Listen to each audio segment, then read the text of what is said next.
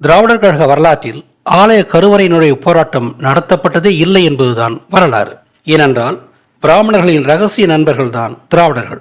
மேலும் ஒரு காரணம் என்னவென்றால், பெரும்பாலான தமிழக கோயில்களின் அறங்காவலர்கள் தெலுங்கர்களே, கோயில் சொத்துக்களை அனுபவித்தவர்கள் தெலுங்கர்களே.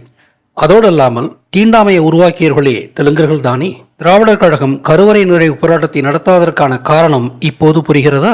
எனவே தெலுங்கர்கள் தமிழர்களை எதிரிகளாக பாவித்ததால் தமிழர்களை சீரழிக்க போராட்டங்கள் நடத்துவார்கள். பெண்ணடிமைத்தனம் என்று குடும்பத்தில் கலவரம் உருவாக்கி தமிழர் குடும்பங்களை சீரழிப்பார்கள். எனவேதான் வழக்கம் போல தாலி அறுப்பு போராட்டம் திட்டமிடப்பட்டது. ஆனால் தாலி பற்றி அம்பேத்கர் எதுவும் செயலாற்றவில்லையே.